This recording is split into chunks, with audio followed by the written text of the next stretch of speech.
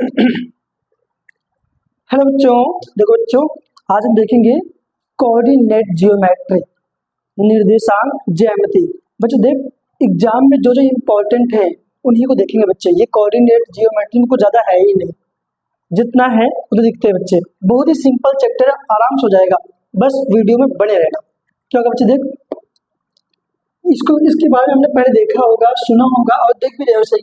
9th class में हमने देखा था बच्चे क्या कि इसको बोलते हैं एक्स एक्सिस, इसको बोलते हैं वाई एक्सिस। किसी भी पॉइंट को निर्देशांक ज्यामिति में किसी भी पॉइंट को दिखाने के लिए वो उसकी पोजीशन कहाँ पर है, मान लो कि पेन है, ये पेन कहाँ पे रखा गया है, उसको दिखाने के लिए कोऑर्डिनेट जियोमेट्री का यूज कर रहे हैं। यहाँ पे मान लो एक पॉइंट है, यहाँ पे ये इस पॉइंट को देखते हैं बच्चे क्या पी, क्या लिखेंगे बच्चे पी। तो एक पॉइंट को लिखने के लिए दो चीजें होती हैं, एक होता है यहाँ पे एक्स मानते हैं, एक को लिखेंगे वाई। तो एक्स को लिखेंगे बच्चे क्या भुज, क्या लिखेंगे बच्चे भुज।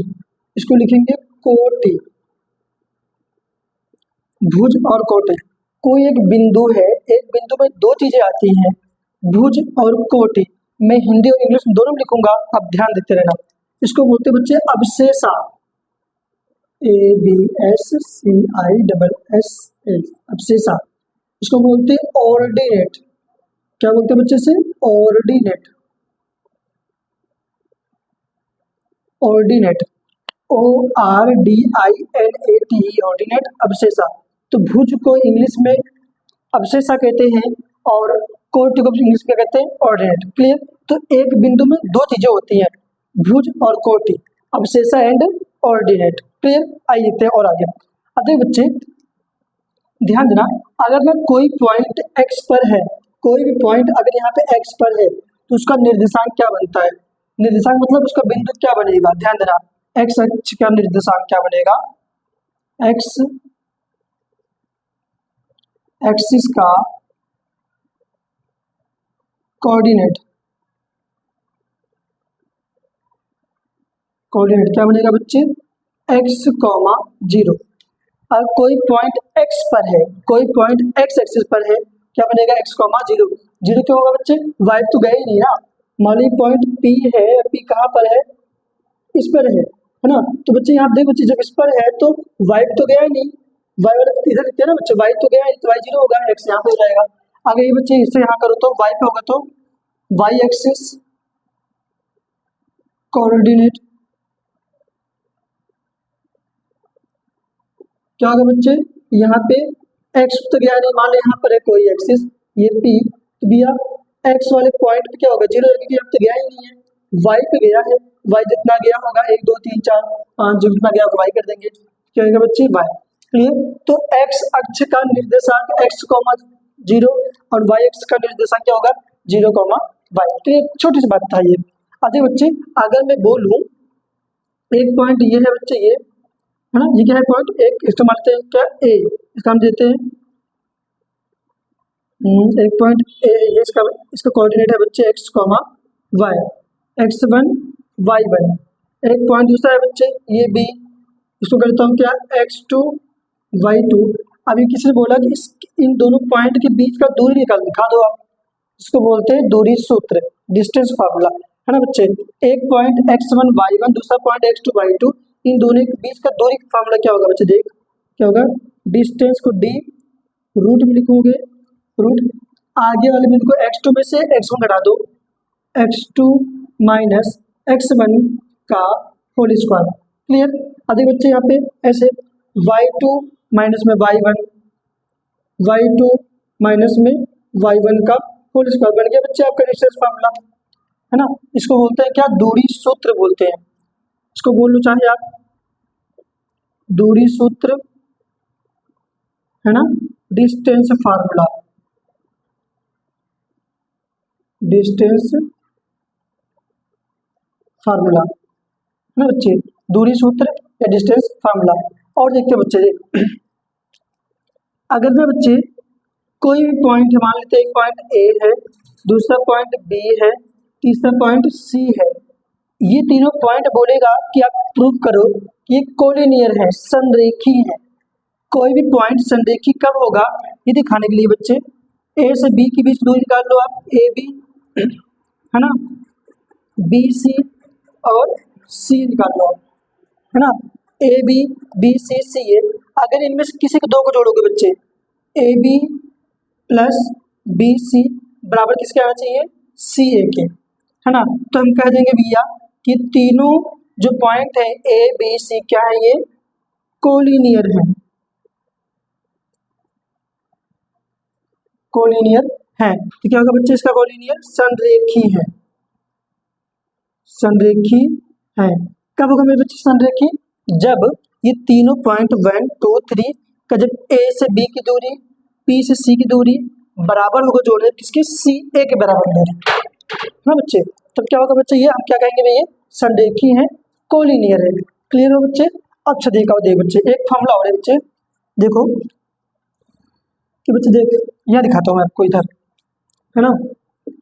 क्या, मान लो एक पॉइंट है बच्चे, दूसरा पॉइंट यहाँ पर, इस पॉइंट ने दे दिया ए, इस पॉइंट ने दे बी, तो ए बी लाइन को किसी की पार्ट में कहीं पर भी कट कर दिया ऐसे, है ना, कहीं पर क्या कर दिया बच्चे से कट कर दिया, ए यहाँ पे, तो ये ए है, ये बी है, इसका कोऑर्डिनेट क्या होगा x1, तो क्या होगा y1, ये क्या होगा x2, ये क्या होगा y2, है ना बच्चे। ये हो गया। आप बोले इसमें कहीं भी कट कर दे, यहाँ पे कट कर दे, यहाँ पे कट दे, कहीं भी कट दे, इसको जो कट करेगा, हम मानते हैं ये पॉइंट, जहाँ जिस पॉइंट पे कट करेगा वो पॉइंट क्या है बच्चे, P, और उसको कोऑर्डिनेट क्या है x, y।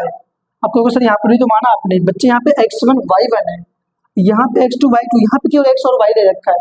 क्लियर।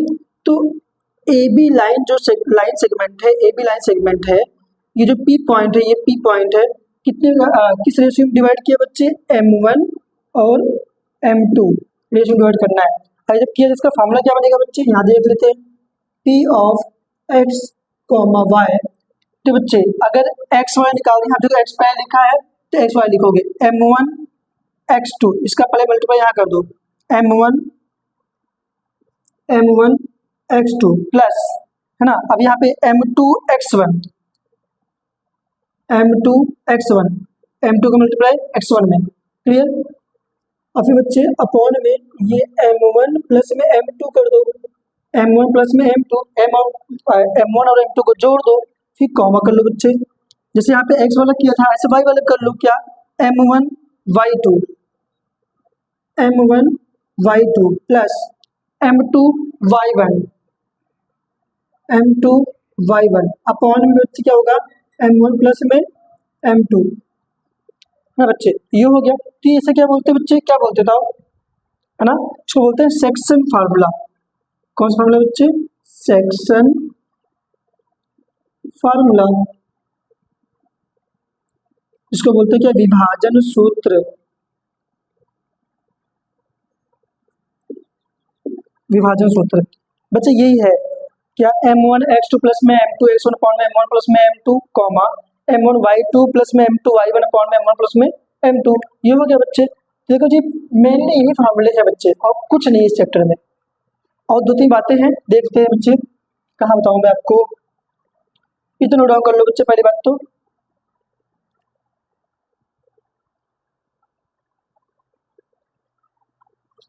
बच्चे नोट डाउन कर लिया होगा आप लोगों ने, यहाँ लिखा था बच्चे, इसको रफ कर देता हूँ मैं।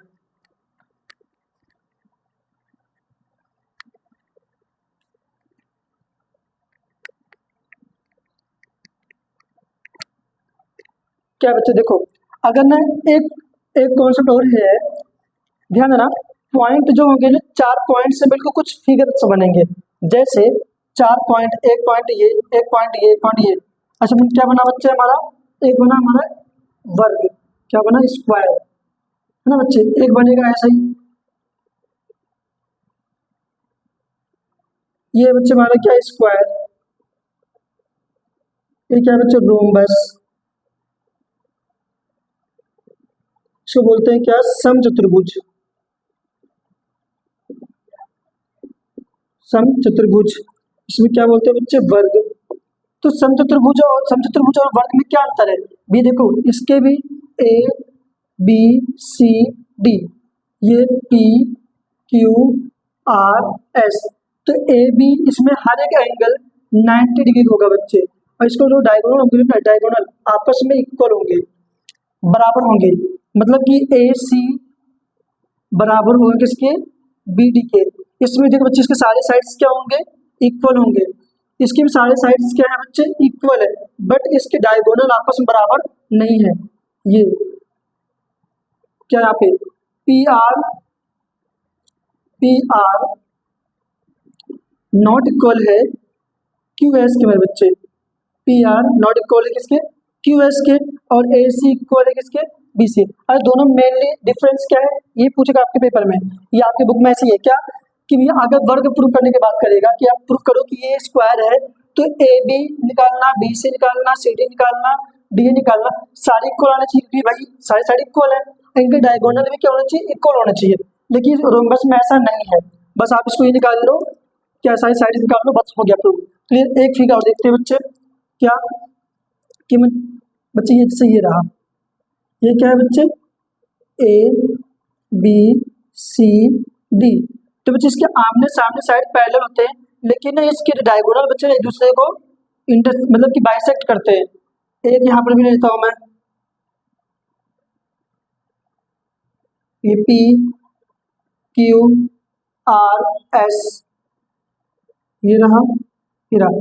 इसके भी आप इसके दो साइड ना पैरेलल होते हैं, लेकिन इसके डायगोनल ना इक्वल नहीं होते बच्चे। यहाँ पे पहली बात तो ये रेक्टेंगल है बच्चे, है ना, और रेक्टेंगल में हर एक एंगल 90 डिग्री का होता है। क्या क्या जाएगा बच्चे, ये क्या है रेक्टेंगल, ये क्या है बच्चे, पैरेललोग्राम। पैरेललोग्राम लिखते हैं, दो पैरेलल लाइन खींचते हैं और जी हम लिखते हैं। तो ये बच्चे ये है आयत, ये क्या है समांतर चतुर्भुज, समांतर चतुर्भुज। तो ये आयत है, ये समांतर चतुर्भुज है। अगर मुझे इसको प्रूव करना होगा तो ए बी पैरेलल करना पड़ेगा हमें, क्या डी सी, और इसके क्या है बच्चे डायगोनल भी इक्वल करना पड़ेगा, क्या A C equal to B D. But इसमें ऐसा नहीं है, बस केवल A B P Q equal to S R कर दो, हो गया आपका प्रूफ। क्लियर। और देखते हैं यहाँ पे एक काफी और देख लेते हैं हम यहाँ पे,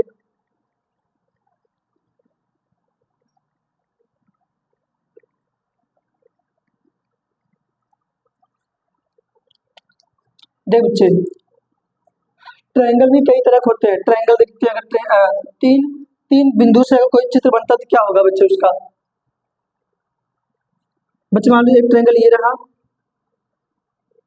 एक ट्रायंगल ये रहा मेरे बच्चे, ये ट्रायंगल बच्चे देख ए बी सी, ये पी, ये क्यू, ये आर मेरे बच्चे, है ना, ये है। तो कैसे होगा बच्चे, देखते हैं इन दोनों ट्रायंगल में अंतर क्या है। अगर जिसके दो साइड इक्वल होंगे, दो साइड क्या होंगे, इक्वल होंगे, इसको बोलते हैं समद्विबाहु त्रिभुज, समद्विबाहु त्रिभुज, है ना। इसको बोलते हैं आइसोसेलेस ट्रायंगल, आइसोसेलेस ट्रायंगल। इसको क्या, अगर कोई भी साइड इक्वल नहीं है, है ना, ये अलग है, ये अलग है, ये अलग है, तो इसको बोलते हैं क्या, स्केलन ट्रायंगल। बच्चे क्या बोलते हैं, स्केलन ट्रायंगल, इसको बोलते हैं बच्चे विषम बाहु त्रिभुज बोलते हैं। तो अगर मुझे ये प्रूव करना है कि सिद्ध करो कि ये जो पॉइंट है, A point, B point, C point, तीनों को मिलाएंगे तो एक समद्विबाहु त्रिभुज बनेगा। तो क्या क्या हमें देखना पड़ेगा, कोई दो साइड क्या हो जाए, इक्वल हो जाए, ए बी के इक्वल ए सी हो जाए, या बी सी के इक्वल बी सी हो जाए, A B equal B C हो जाए, कुछ भी दो साइड क्या होंगे, इक्वल हो जाए, तो कह देंगे ये क्या है बच्चे, समद्विबाहु त्रिभुज है। फिर क्या बोलेंगे, इसके लिए ट्रायंगल अलग अलग है बच्चे। क्लियर। तो बच्चे इस चैप्टर में कोऑर्डिनेट ज्योमेट्री में इससे ज्यादा कुछ पूछेगा ही नहीं। आप चाहे क्वेश्चन उठाओ बुक का, आप कोई भी करने की कोशिश करो, आप देखो आपसे बन पड़ेगा बच्चे। जब नहीं आता है आप कमेंट कर देना, लिख देना कि सर मुझे ये क्वेश्चन नहीं आ रहे, मैं आपको बच्चे यहाँ करवा दूंगा। अच्छा, ट्राई करते रहो आराम से।